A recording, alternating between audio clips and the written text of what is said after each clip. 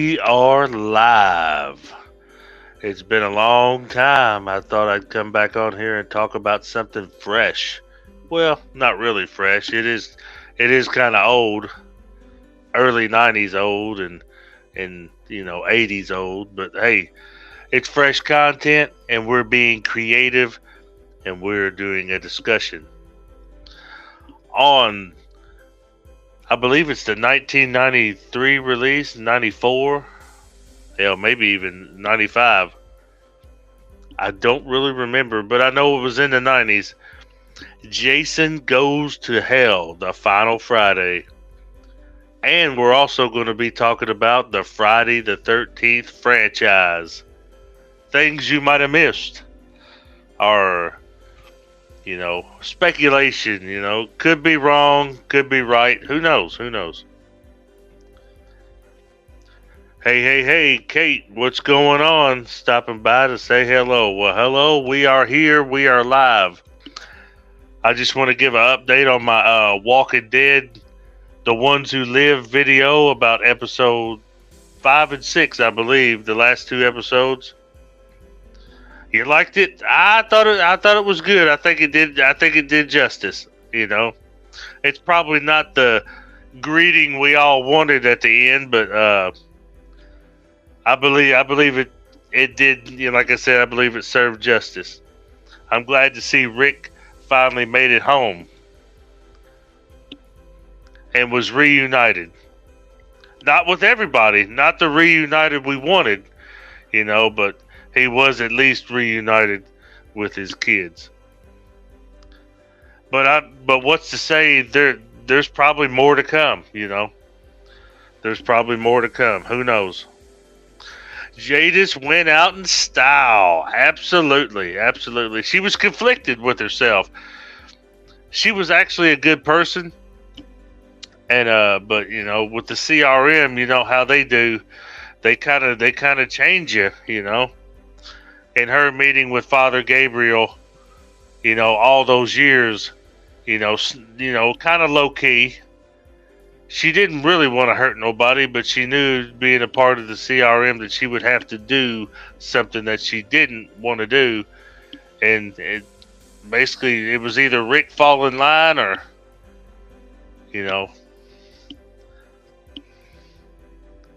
Yeah, she did. She lost herself. Yeah, oh yeah. Oh yeah. She definitely lost herself. But it's good to see, like I said, it's good to see Rick, like I said, he finally made it home. And it's amazing how just him and Michonne took damn near 90% of the CRM out. Those are some bad people. You don't want to mess with Rick and Michonne or anybody in the, leftover Alexandria group or anything like that, because these people get the job done.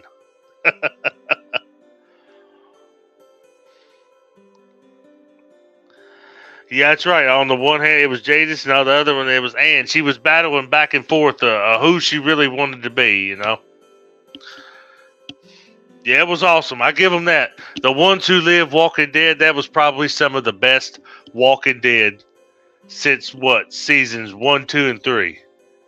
Yeah, that right there was top. Was top. I'm going to have to go back and watch the last two episodes so I can get my thoughts and my opinions, together for the big discussion, because we're breaking down two episodes all at once. There's a lot of stuff to discuss in these last two episodes, so I really want to be on point when it comes to that video. That's why I haven't done it yet, because like I said, it's two episodes back to back. It's a lot of fill in. A lot of discussion. I'm looking forward to Carol finding Daryl. That is this summer. Matter of fact, I believe it comes out in June. I believe. Yeah, stick around for it, because it is coming. Yeah, it is coming, and I don't want to mess it up, because not a good show like that anyways. But today we are talking about Jason Goes to Hell. I want to bring I'm sure a lot of people know this. You know, a lot of big Friday the 13th fans. Uh, if you're familiar with the movies The Evil Dead and the Book of the Dead that they use in those movies, what is it called? The Necronomicon. Uh, and I want to explain how that fits in with Jason Goes to Hell. Which is the least favorite out of the whole Friday the 13th franchise. You know, my favorites of Friday the 13th had to be part 1, 2, 3, and 4. I think they should have ended it after 4. You know, with 5, 6, 7, 8, 9, and oh god, so on, so on. It just got more comical. It just got more outrageous. You know, but you know, it is what it is. We got it, and we just got to deal with it. You either love it or hate it, right?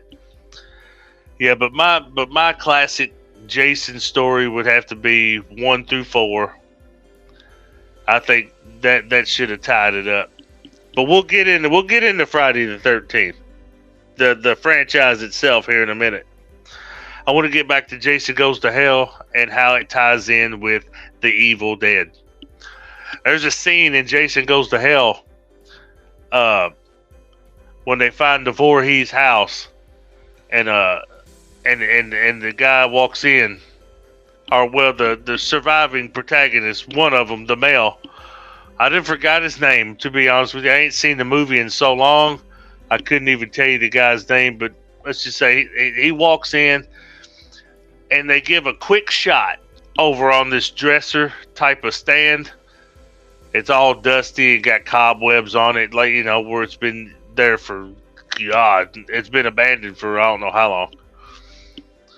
But there sits the Necronomicon Ex Mortis from Evil Dead in all of its glory, exactly the same as it was shown in the original Evil Dead films. It looks no different, even Army of Darkness. There it sits, full of cobwebs, you know, and stuff like that. And like I said, in all its glory, sitting right there in plain view. They give a quick shot of it, and boom, we're back to the Jason Goes to Hell. It's almost like, hey guys, check this out. Boom. There we go. And the reason why I want to talk about that is because I did some research on Jason Goes to Hell with the producers, the director. The director stated that he was paying homage. You know, he was a young director. I think he was like 24 years old. You know, real young, fresh on the scene, and also the reason why they couldn't call it Friday the 13th, Jason Goes to Hell, is because Paramount Studios still had the rights to the Friday the 13th name itself. Because if you notice that Friday the 13th came out on Paramount Pictures or whatever back in the 80s, you know, that they pretty much owned the rights to the Friday the 13th name. So they had to change it just to, you know, New Line Cinema did the Jason Goes to Hell, so they couldn't use the Friday the 13th logo, so they just had to call it Jason Goes to Hell. I like the first two. Yeah, the first two was good, but hold on, Kate. We'll get into the franchise for a second, because there's a lot of weird stuff in this franchise that I just don't understand, and maybe you can help me on it. Or if anybody else comes in here and wants to address Friday the 13th, I'm all ears, you know. But the writers to Jason Goes to Hell, if you watch the movie, it's got the comedic vibe to it, almost like Evil Dead, you know. The first Evil Dead movie was supposed to be serious. It was supposed to be horror. It was supposed to be, you know, no comedy. Let's get down to the nitty gritty. Very low budget, but very entertaining. And it's with the practical effects and how they did stuff in that time period. Awesome. The second Evil Dead, Dead by Dawn, was more comical. And it also had its kind of a serious side to it too, but a lot more comedic vibe to it, as well as Army of Darkness. The punchlines started to kick up in Evil Dead 2. Ash Williams with the punchlines, and it really went, kind of getting into its feel when it come to Army of Darkness. Punchline Kings with the groovy, and Hail to the King, baby, my boomstick and all this other stuff. Classic punchlines will forever know. Horror fans will never forget the punchlines to Evil Dead. Bruce Campbell, amazing. I mean, I wouldn't see anybody else play Ash Williams. I'm not saying that there couldn't be somebody to fill those shoes, but it would be awkward not to see, Bruce Campbell as Ash Williams. But yeah, they wanted to make Jason Voorhees in this movie kind of like Evil Dead, the demons, or what they call deadites. That's, because if you notice, Jason, I don't give a damn. You can burn him, drown him, run him over, blow him up into gazillion pieces. The sucker just keeps coming some way, form, or fashion. It doesn't matter how you do it. He's not going nowhere. The man could take a beating and keep on ticking, Yeah, it wouldn't be the same. That's right. It wouldn't be the same. In the Evil Dead, I don't know. I can't do it. I just can't do it. And this is very random. It's almost like, let's say, I seen the trailer to the new Crow movie. We all know the iconic Crow movie. If you're a Crow fan, you're going to bow down and ride with Brandon Lee's version. Period. I'm not saying that Bill Skarsgård is not going to do justice to this film, but it's not ever going to top Brandon Lee's performance. The man died making this movie, for God's sakes. Not the new Crow, but he died making that film. So come on, man. There's no way that you're going to top Brandon Lee. Not saying that it's going to be a bad film, or anything like that, but there's a lot of hot, heated discussion on the new Crow ever since the new trailer dropped. They finally found a director that pushed the movie through. They finally filmed it and stuff like that. Come on, you got Bill Skarsgård looking like Jared Leto's Joker with full of tattoos. He's got the Vanilla Ice haircut. All right, I'm not even interested at this point. He doesn't look like Brandon Lee made it look. And I'm not riding Brandon Lee's nuts for no means. But The Crow is supposed to be gothic vibes. Dark, gritty, supernatural, coming back from the dead. And stuff like that. I'm not feeling this Vanilla Ice look, Maybe I've always said my kids are going to have their version of The Crow, their version of these reboots of horror movies. I've got my era. They're going to have their era. They're always going to know their era just as well as I know my era, with the 70s. Oh, I wasn't born in the 70s. I was born in the mid 80s. But there's a lot of good 70s horror out there that will blow your mind. The Exorcist. I think even, I'll be honest with you, the scariest movie and the most psychological movie I've seen was Alfred Hitchcock's Psycho. My mom introduced me to it. It's black and white. It's great. Hitchcock's great. And it was ahead of its time. And I remember her telling me that it had people afraid to take showers. I was like, are you serious? She said, absolutely. She said, after I first seen it, I was scared to get in the shower for real. I was like, man, Just picture being alive in that time period, or being around in that time period. I think it was 1969, 68, or something like that. I have to go back and look it up. So don't quote me on it. I could be wrong. Yeah, I agree with you exactly. Preppy ain't it. It's not doing it for me. Oh yeah, you're right. Psycho's a classic. One of my all-time favorites. Around the Halloween season, I'll always go back and watch my favorites. Psycho, the original Halloween, the second Halloween 2 right after the original. About the 2018 version of Halloween and stuff like that. Okay, I liked the 2018 version of Halloween. I thought it was giving it back, But when you got into Halloween Kills and Halloween Ends, somebody fumbled the ball.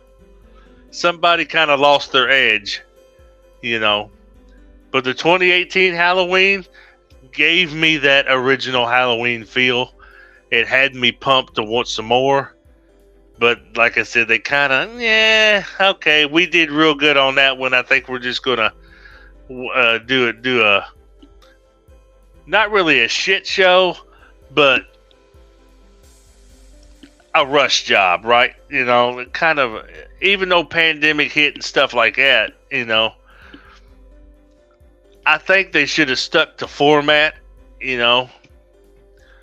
Now, in Halloween Kills, the flashback sequence at the beginning was beautiful. Had that great 78 vibe to it. The mask looked good. Michael Myers looked good. The house looked good. Perfect. You couldn't have dude, pat yourself on the shoulder, my friend. You did a great job there. But the rest of the movie kind of fumbled the football. And, I don't know. Supposedly Janet Leigh was freaked and never wanted to take a shower again, but who knows if that's true. I wouldn't doubt it, Kate. I would not doubt it.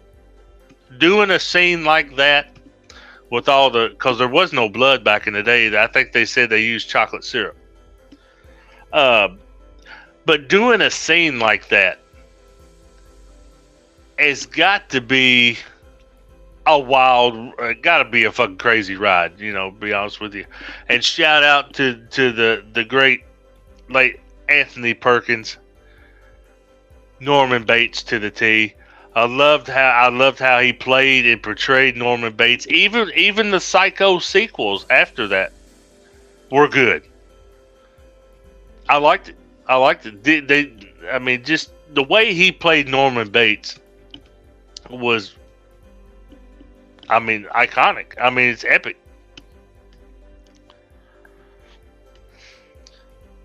But yeah, Jason Goes to Hell. I'm sorry I got off random on the subject. But hey, we're talking horror. We might as well throw some random talk in there, right? A little bit of filler for you. But yeah, so they wanted to make Jason more Deadite, kind of Evil Dead vibes. So basically, we're sitting here watching a movie about Jason that we're pretty much watching the Evil Dead, right? We're pretty much watching something similar to the Evil Dead. Only thing we're missing is shotgun toting, chainsaw hand wearing Ash Williams kicking the door in and saying some cheesies, some popular line like, "Come get some," or "Let's go." That's the only thing we're missing out of this whole movie of Jason Goes to Hell is Bruce Campbell kicking the door down. "Come get some." Oh man, but there's not really much to tell about Jason Goes to Hell. It's one of my childhood favorites. Growing up, I seen it. Yeah, it's the weakest link in the franchise. Don't get me wrong, but I still watch it to this day. I'm not gonna lie. But it just brings back memories, man. Me and my brother sitting on the floor, watching Jason Goes to Hell, goofing and just having a good time, man. You never forget shit like that. Now, when I want to talk about Friday the 13th, the franchise, I want to really get into it. My favorite out of the franchise would have to be part one. And the reason why I state that is my all-time favorite is the mood, the atmosphere. It was great. Rest in peace, Kevin Bacon, baby. I'm sorry. Yes, you were in it. You was in it for, I don't know, maybe an hour or two. Well, maybe a few minutes. Then you had to bite the dust. But that's fine. It's whatever. It had a little bit of comedy to it, with the town crazy guy. It's got its death curse. Yeah. And then you had the funny dude that would wear the Indian shit and trying to be comedy. Because Friday the 13th always had that comedic person in there. But when it got down to the nitty gritty, like with the thunderstorm, with it raining and stuff like that, it had some of the best, like I said, mood. It really had that, especially the part where, what is it? The girl hears the voice outside the window. Help me! Help me! That part right there really was good. That was good. He come to find out, the person was hiding in the shower the whole fucking time, had the axe in the shower. Wow, I mean, yeah, and when the archery thing lit up, when the girl got in the middle of it, and what I liked about it, you never seen the killer. You seen the feet. You knew it was there, but you never seen the killer. It left you in speculation. You didn't know who it was until the very end. Which we all know it was Jason's mother doing the killing. And I think that's where they're going to go with the TV series that's supposed to be coming out on Peacock called Crystal Lake. I would like to explore Pamela Voorhees like before she went crazy, while they were at the camp, while she was a cook at the camp or whatever. What drove her? I mean, we all know what drove her to go insane was the drowning of her son Jason. How the camp counselors were too busy trying to give it to each other and they just wasn't paying attention. But there's more to that story than just camp counselors screwing the hell out of each other and and kids bullying him for his the way he looks and probably how he acts and stuff like that. There's always more to the story because in the franchise they don't really dig in deep. They just give you enough. They give you a taste. Kind of. I want to explore Pamela Voorhees when she was normal. I want to explore her when she was declining.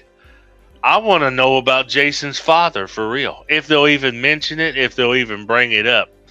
And I want to see interaction. I want to see relationship interaction. If there was even anything you could call a relationship there.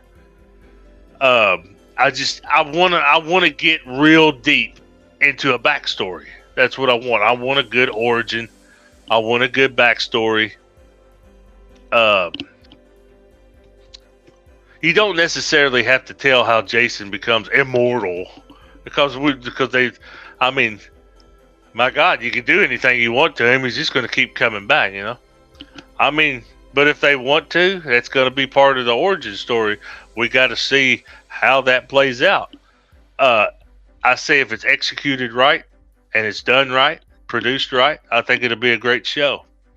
It'll be more than one season, you can bet, because you already know fans of Friday the 13th, hardcore fans like myself, is going to want to see that special moment when that hockey mask goes over that face and becomes what we know as the iconic look for Jason Voorhees today. That's right. Yeah, backstory on her would be good. Yeah, because they actually, like I said, they don't really get into it. They don't. You just, because when you first meet her, she's already done lost her marbles. There's not nothing left. She's done over the coop, you know. So, but to your question, Kate, about Friday the 13th, 1 and 2. Now, here's the thing about 1 and 2. They say that Jason saw his mother beheaded that night.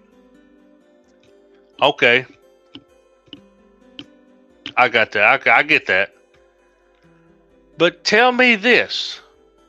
In part 2, at the very beginning, he's a full-grown man. Man's wearing work boots, blue jeans. I mean, evidently, man had a washer and dryer somewhere. This man's got nice looking Levi's on. He's just, you know. But here's where I'm getting. The survivor from the first one was what was her name? Was it Allison? Or was it Allison? Or I think that's the name that popped in my head. I believe it was. And I could be wrong, but I'm gonna go with Allison, or I'm gonna go with Allison. Could be wrong though. How did Jason know where to find her? Show up at her house? That's what I'm not getting. Was he stalking her? Like, because, you know, after the first one, the cops showed up, so they had to take her to a hospital. Her parents show up. Was he stalking her? Did he follow her all the way home? Did he drive? Did he walk? Now, if the man was walking, good grief. Alice. Yeah, okay. Yeah, okay. That's right. Yeah. I knew it was somewhere around there. That's right. It was Alice. Alice and Alice. I was close. I was close. But yeah, Alice. That's what I'm not getting. Is that when part 2 shows up, you see the feet come off the curb, and they're doing it just like part 1, giving you no idea who this person is. Hell, you might think it's first time I ever seen it when I was little. I thought it was Pamela Voorhees again. But I was like, that can't be possible. Because she got her head cut all the way off. Movie magic. That's right. I know it. Yeah, movie magic. But what I'm not getting is how he knew exactly where she was at to show up there to put, I guess, whatever he used to kill her, screwdriver, hammer, whatever. But here's the other thing. Yeah, that always got me. I'll never understand. But, and how you do there, they get back to the camp. Okay, we're talking about Sackhead Jason here. How weird would you look walking down a highway with a sackhead on, overalls, flannel shirt? Come on, bro. No, come on. No. But the thing I like about the first 2 movies, and I've got another thing I want to talk about right after this, is that the first 2 Friday the 13th movies gave you that iconic camp vibe. Because the first 2 was set at actual camp.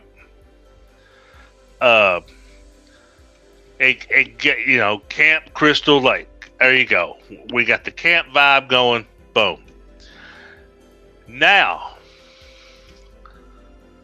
here's the part that really, I don't know if people caught on to this or even understood it, or maybe they was just too far gone in the franchise. Oh man, it's another Jason movie. Let's go. They're just pumped to see Jason do some killing, right? But I watched a couple. I went back and watched what was it? Part 3 last night and part 4. And I noticed that the location of all the killing and stuff like that wasn't real camp vibe-ish. Not really. Now 3 had the part, like when he first gets the hockey mask and he shoots that thing across from the dock or whatever. Now that had that camp camp area. That right there by the lake was Camp Vibish. But the place they was staying at just looked like a fucking Airbnb.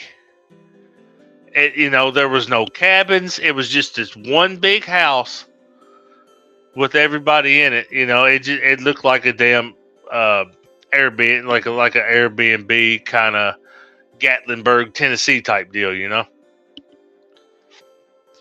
And the same thing with 4. There was no cabins. There was 2 places. There was Tommy Jarvis's place, and right across the walkway there was the house that the young kids rented or was staying in for the summer. There was no lake. It was nothing but just wooded areas and back roads. Kind of like something you cruise old back road, old cabin in the back road type deal. There was no lake. Like I said, there was no lake. There was no swimming. There was no like cabins. Real camp vibe to it. It was like 2 Airbnbs across from each other. And we're talking Jason here. This is supposed to be Jason haunts Camp Crystal Lake, not Jason haunts Airbnb.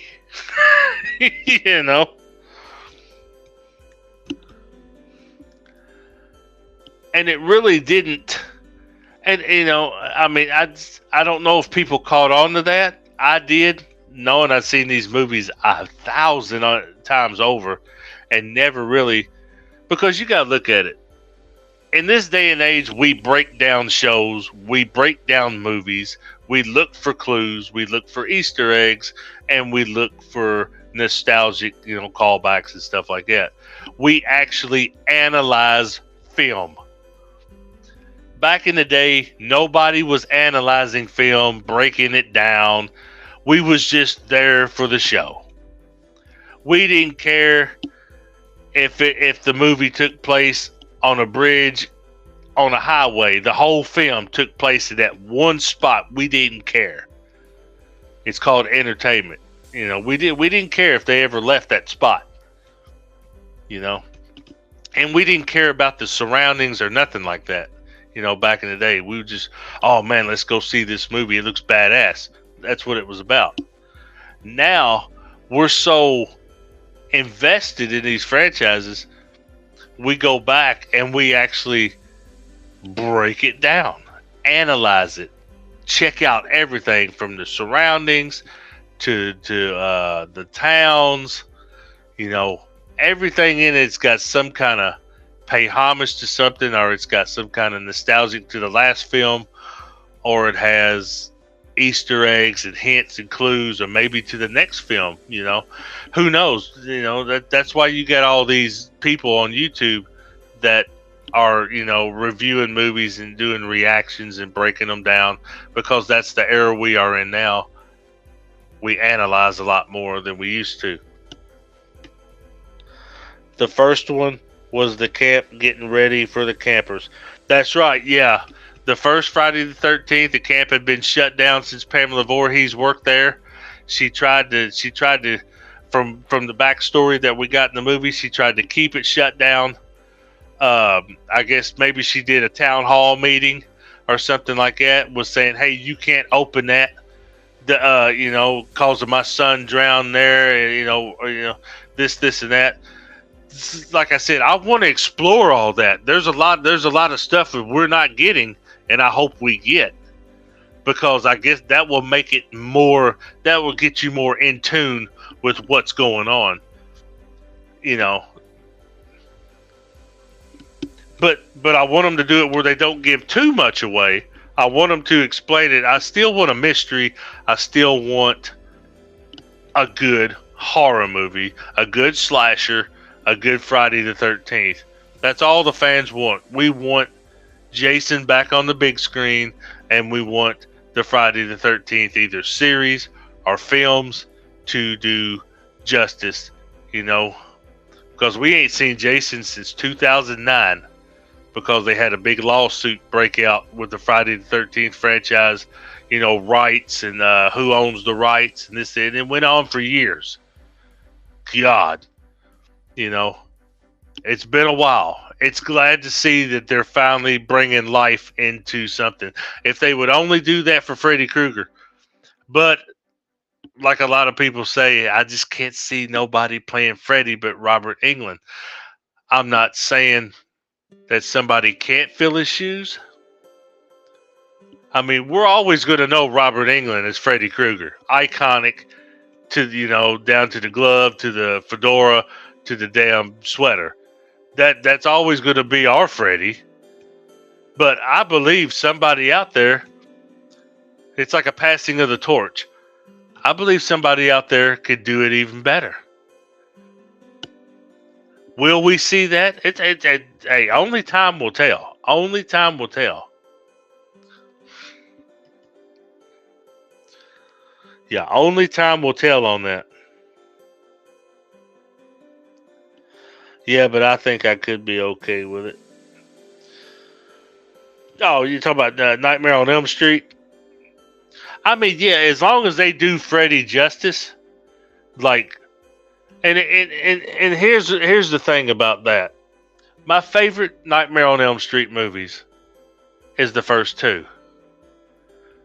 3, 4, anything from 3 on up was. I give Robert Englund respect because he played Freddy in every one of them. Every one of them. Why not? Even from the weakest Nightmare on Elm Street of the franchise. But here's what I gotta say. Freddy was actually scary in part 1 and definitely part 2. If you're gonna do Freddy any justice, make him scary. Not like part 3 and part 4 where he's all punchlines and kind of, what I call the MTV version of Nightmare on Elm Street with the punchlines. There were some amazing kills, I give it that, but I want to be scared of this person right here. I don't want to be laughing like, I want that sucker when he shows up on screen to scare the shit out of me. And my favorite line from Nightmare on Elm Street 2 was when they had the pool party and the fire was behind him like he was burnt, like he was come up from the flames of hell, arms wide open, gloves ready to rock. You are all my children now. Oh my God, man! When I first seen that, I just blew it right there. Wow, the deep, sinister, demonic, the voice. Just, you are all my children now. Oh my God, come on, bro, come on. You get no better than that. That was epic scene. But yeah, the camp, if like I said, Friday the 13th, the camp vibe kind of really didn't last very long, for real. Then it just became a movie with Jason in it. I mean, I like I said, somebody fumbled the ball.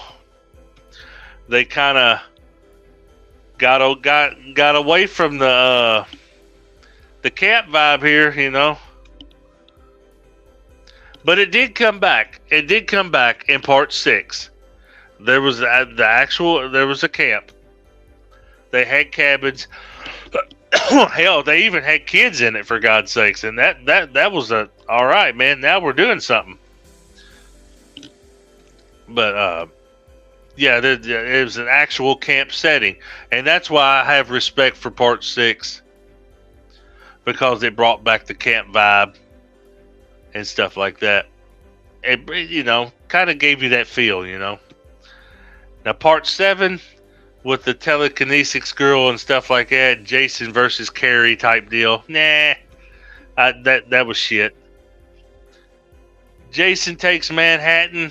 Oh, okay. Now I understand what you want to do. You want to put Jason in other surroundings and give him the inner city type vibe or whatever.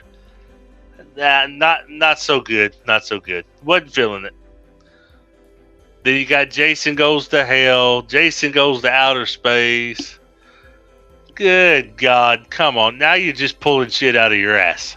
It's all about money. Oh, yeah. That check. It doesn't matter. But I will say this, even though it probably was a shit show for the franchise, but Freddy versus Jason was okay in my book. You know, like I said, Robert Englund as Freddy, I mean, wow, come on. It was okay, but it didn't have the camp vibe because Freddy versus Jason, if you pay attention, was more of a Nightmare on Elm Street film than it was a Friday the 13th. It had to do more with Freddy than it did Jason. Jason was basically the puppet. You do my dirty work. Here's the new Nightmare on Elm Street.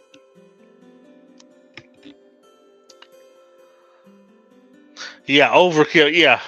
Yeah. Freddy and Jason was okay. It was okay. It was still a shit show. You're right. Dream Warriors and the Dokken. Yeah. Oh yeah. Classic. Yeah. That was the highlight of that. Absolutely. And you got to admit, the '80s had great music, great rock and roll. Hell, I ain't seen a horror movie from the '80s that didn't have a hell, even some comedy movies had a great soundtrack. Once Bitten with Jim Carrey had a good soundtrack. That's one of my favorites too. That's goofy as hell. Oh my God. Maximum Overdrive had a hell of a soundtrack, which was AC/DC's album Who Made Who. Fucking classic. Oh my God, Pet Cemetery with the Ramones doing the Pet Cemetery theme song. That was awesome. The Wraith with Charlie Sheen. Amazing soundtrack to that. Man, I miss the era when you could get a good movie and the soundtrack be banging. They don't do that anymore. They still have soundtracks, but they don't have banging soundtracks like they used to. That's right, AC/DC, yes sir. Yeah, one of my favorite bands growing up. That's right. I like both eras, Bon Scott and Brian Johnson. I don't care. It's AC/DC. We're not going to argue about it. We're not going to go there. Whatever.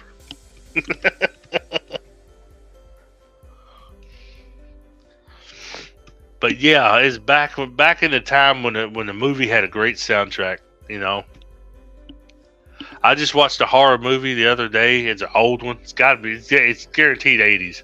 It was called Savage Streets. Had Linda Blair in it. I can't even say it's really horror, but but yeah, but they labeled it horror. I seen it on YouTube. They labeled it horror, but that was all right, man, because I'd never seen it, and I have been going back and catching a lot of the older horror movies, like '80s and stuff like that. Like I watched The Burning, Final Exam. Graduation Day, April Fools, the original prom night. Man.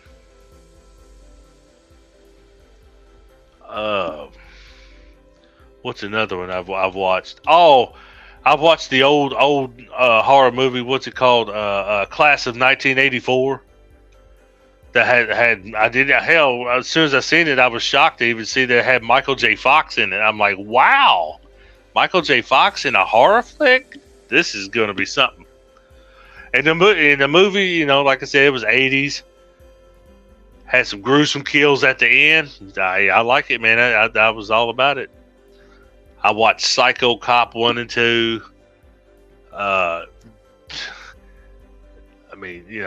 There's so. Some ended up being campy. Oh yeah. Yeah, some just didn't live up to the hype, you know. like was it Toxic Avenger? That was, oh my god, the cheesiest damn movie I ever seen in my life. But it's a classic. Uh, oh my god. Uh, my brain. You got my brain working. You got my brain working. One of my all-time favorites, Pumpkinhead. I love it to this day. Yeah, Pumpkinhead was great. Sci-fi horror with Schwarzenegger and Predator. Predator 1 and 2. Oh my god, there's so much good horror out there. Uh, Motel Hell.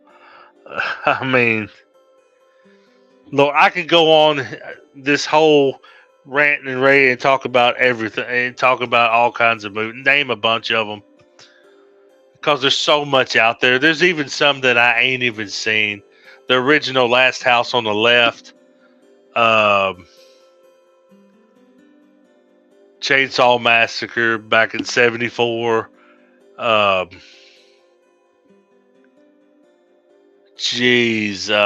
original Hills Have Eyes 1 and 2. Oh man, it's insane. You know, horror is just The Town That Dreaded Sundown. What is it? Son of Sam. Even cheesy horror movies like what is it? Frankenhooker. I mean, I'm talking movies that you just laugh your ass off. Takes all kinds of critters to make for. Yeah, that's right. That's right. And even those movies, Critters, Ghoulies, Monkey Shines, Basket Case. I mean, man, like I said, there's so much horror, so much, good classics out there. Insane. The original Child's Play. My favorite was out of that was just 1 and 2. I ain't care for the rest of it. The rest of it's just off the wall, punchlines and bullcrap. And the new Chucky series, I hate to say it, it's very woke, very woke for the new age. But it's not the Chucky I grew up with. The angry, the mean. Really doing some shit. You just watched The Town The Town That Dreaded Sundown. Awesome. Yeah, I seen that. That was a good one. And I believe they even tried to do a remake of it for real.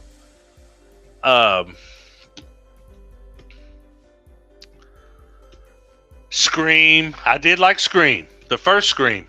Well, the first couple. I've seen the Scream franchise. I am a Ghostface fan. I do like it because it's got that When a Stranger Calls vibe to it. Because you gotta remember, When a Stranger Calls set off a lot of these movies like that. With the phone call and stuff like that.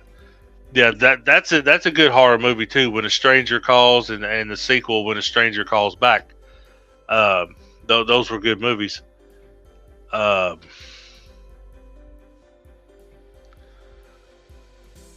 Yeah, I mean, like I said, I could go on for days just naming all these movies.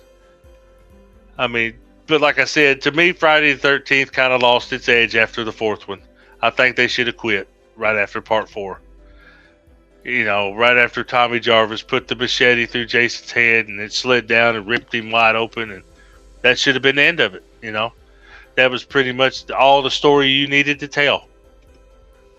And but people wanted more. They wanted more. They're like fiends, like dope fiends. I want some more Jason, more Michael. Yeah. And it's like the further you go with it, it's like you're going to lose ideas, just like with Halloween. after the first two, that was supposed to be the end of Michael Myers. There's no more story we can tell on that. Let's let it go. People seen Halloween 3 didn't have Michael Myers in it. It was a whole new story, which I do like. I do like Halloween 3. It's different. It's got a different vibe to it, but it's also iconic in its own right. But then they're like, man, that sucked. It ain't got Michael Myers in it, so they had to do Halloween 4, which was called back to the second one.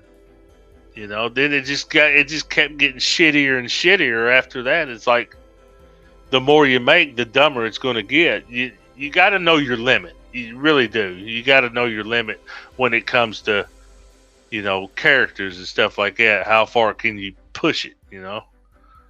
Because sooner or later you're going to push it too far, and it's just going to be whack.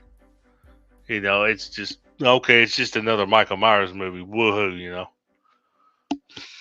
Or it's just another Jason movie. We're going to put Jason on a John Deere tractor in a fucking cornfield or something, He's going to be Farmer Jason, serial killer. I mean, who fucking knows? It's just whatever they want to do, right? All right, yeah, thanks for stopping in and listening to me. I'll catch you for the diff. Absolutely, we're getting it together. It's coming. Just stay tuned to my YouTube page, and as soon as you see me put it up there with the time and date, you'll know it's on the way. But thanks for stopping in, Kate. And I'm going to go ahead and I think it's enough said about Jason and but about that. Let's wait and see how Crystal Lake series on Peacock plays out. Let's see if we can get Jason scary again. And we can pray that Freddy comes back to scare the shit out of us. And all you horror fans, just enjoy horror, man, like me. Just enjoy it. Enjoy it for what it is. You got some good ones, you got some bad ones. Oh, well, you had them back in the day, too. You had some okay, then you had some, whatever.